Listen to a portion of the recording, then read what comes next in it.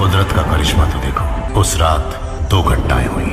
KGF भी मिल गया और वो भी पैदा हो गया। ओ भाई, क्या तेरा बाप नहीं कह रहा? नहीं रे, तेरे बाप की और तेरा बाप मैं हूँ।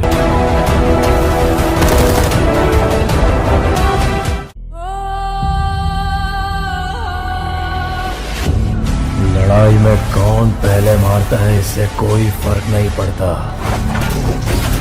फर्क इससे पड़ता है कि पहले कौन नीचे गिरा।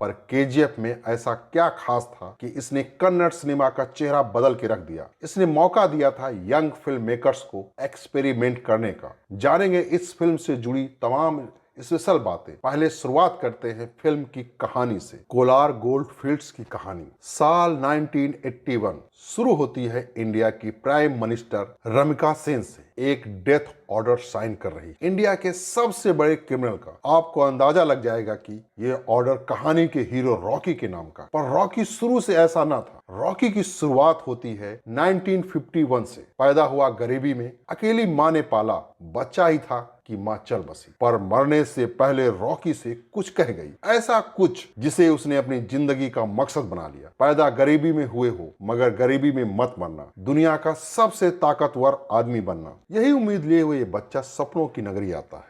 1960 के दशक का बॉम्बे बोट पॉलिश करता है, पर दिमाग में एक ही जिद सवार है, कैसे भी करके बड़ा आदमी बनना है, नाम कमाना है। इसी चक्कर में पुलिस वाले के सिर पर 2 बोतल फोड़ देता है। इस नए बच्चे का ये कारनामा जल्द ही शहर के कोने कोने में फैल जाता है। रॉकी अब पावर की सीढ़ियां चढ़ने लगा है, पर पावर के बारे में एक बात सच है, ये कभी भी काफी नहीं होती। धीरे धीरे रॉकी सभी गैंगस्टर को अपने रास्ते से हटाने लगता है। अब बॉम्बे और उसके बीच सिर्फ एक आदमी, उसका अपना बॉस। फिर एंट्री होती है उसके बॉस के भी बॉस की। रॉकी के लिए एक ऑफर लाता है, गरुणा को मारो और बॉम्बे तुम्हारा। रॉकी मान जाता है। गरुणा को मारने बंगलोर पहुंचता है, किसी कारण से मार नहीं पाता। अपने लक्ष्य में कामयाब होता भी है और नहीं भी, क्योंकि वहां उसकी नजर पड़ती है सोने पर। अब उसे पावर भी चाहिए और दौलत भी। इसी इरादे से गरुड़ा के गढ़ में घुसता है कोलार गोल्ड फील्ड में। फिल्म का ज्यादातर एक्शन 1970 के दशक में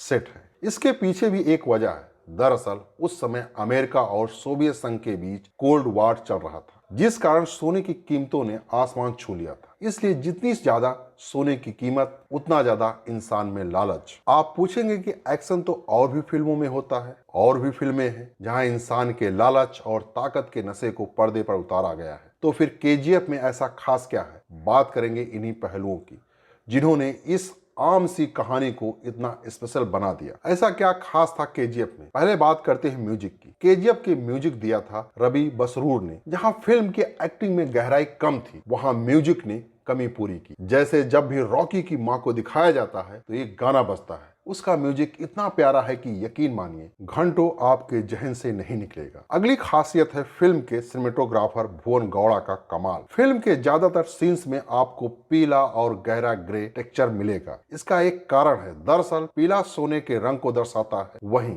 किरदारों के चेहरे पर पड़ने वाला अंधेरा उनके लालच का सूचक है। ये 2 चीजें ही कहानी का केंद्र बिंदु है, सोना और लालच। इसी लाइटिंग की बदौलत आपको फिल्म देखते समय कई हॉलीवुड फिल्में याद आएंगी। गॉडफादर और मैड मैक्स फ्यूरी रोड उन्हीं में से 2 नाम हैं।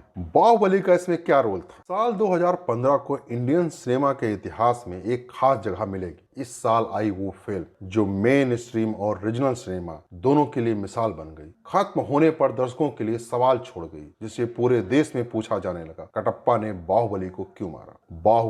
बाहुबली ने दिखा दिया कि बड़े बजट की फिल्म आखिर बनती कैसे है। उसके बाद आई कितनी ही फिल्मों ने वैसा ही कोशिश की, पर कुछ खास कमाल नहीं कर सके। केजीएफ जैसी बड़ी फिल्म पर इसका असर ना पड़ता, ऐसा तो मुमकिन नहीं था। ये भी बाहुबली के तरह से रास्ते पर चली और एक सफल कोशिश साबित हुई। एक सीन का जिक्र करते हैं जहां गरुड़ा अपनी मूर्ति पर से कपड़ा हटाता है। कैमरा इस तरह से घूमता है कि आगे खुद गरुड़ा खड़ा है और पीछे उसकी मूर्ति। अब जरा बाहुबली द बिगिनिंग का इंट्रो वाला सीन याद कीजिए, जहां मजदूर भल्लाल देव की मूर्ति को स्थापित करने में लगे हैं। मूर्ति खड़ी हो जाती है, फिर कैमरे से ऐसा शॉट लिया है जैसे आगे भल्लाल देव की मूर्ति खड़ी है और पीछे बाहुबली। इसी फिल्म से एक और उदाहरण बताते हैं जहां रॉकी अकेला खाने से लदे कार्ड को खींचता है, बाकी लोग बस अचंभे से उसे देख रहे हैं। अब आ जाइए बाहुबली पर। मजदूर भल्लाल देव की मूर्त खड़ी करने में लगे हैं, जरूरत से ज्यादा भरी है, खींचने वाली रस्सी फिसल जाती है। यहाँ अमृत बाहुबली लपकता है, अकेला रस्सी से मूर्ति का भार उठाने, बाकी लोग